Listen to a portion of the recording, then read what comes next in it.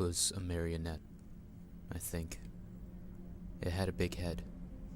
The face was made of wrinkly, flesh-colored rubber.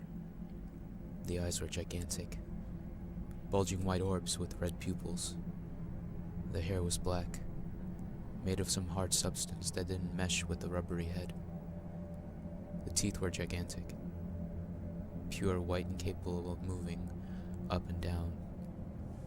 The body and limbs were wooden, painted to resemble clothes, but the paint was faded. You could see the wood and its natural brown color in some places. Each arm and leg was of a different length, but the hands and feet were pretty detailed. It made a loud clattering sound whenever it moved. That puppet followed me. I don't mean it got up and chased me. I mean it kept showing up in my life. My earliest memory of it was from my first birthday.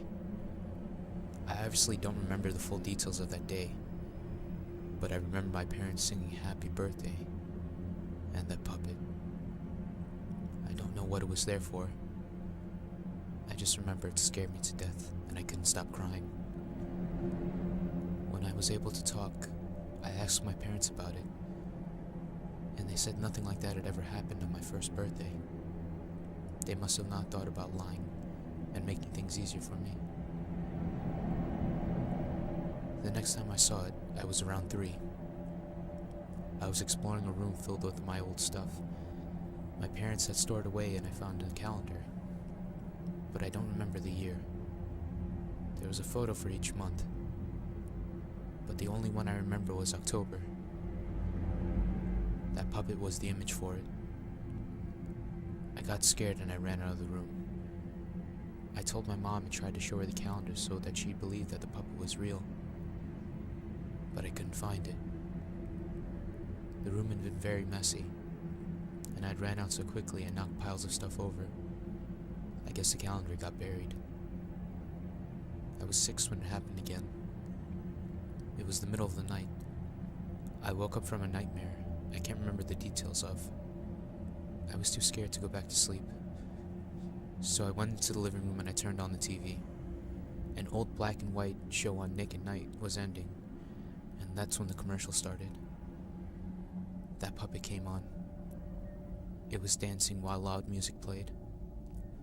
I screamed and I started crying uncontrollably, but by the time my parents got downstairs, the puppet was gone.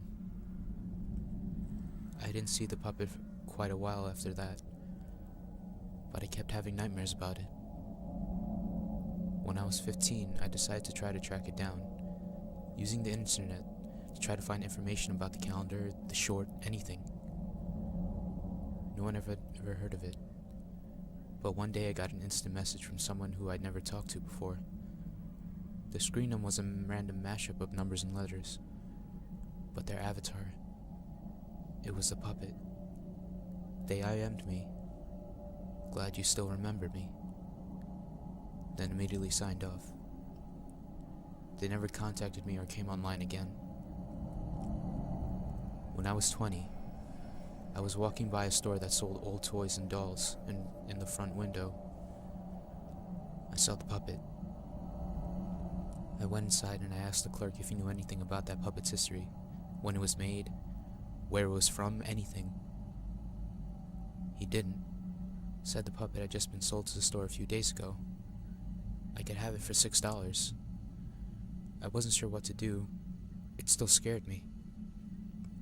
But having proof that it really existed seemed like a good idea. I bought the puppet and I took it home. For a while, I felt better. I viewed the puppet as a childhood fear I had overcome as an adult, and even started to believe the explanations that my parents give me for the past appearances of it. I saw it somewhere else as a baby. I imagined the calendar, dreamed the TV short, and someone online had played a trick on me. I kept the puppet, but as I moved on in my life, I pretty much forgot about it. I finished college, got married, and my wife should be giving birth in a few weeks. I was cleaning up her room for when the baby comes, and found the puppet, dusty and abandoned. I didn't want my kid seeing it when he was little. so I picked it up and I decided I might as well wipe the dust off it before moving it to another place. When I dusted it, I noticed a faded inscription on the back. "This is what he'll look like." Before I could figure out what this meant, I heard my wife starting to cry. I rushed to her. She looked more upset than I had ever seen her. Sobbing, she told me that the doctor had just called, that there was a problem with the baby.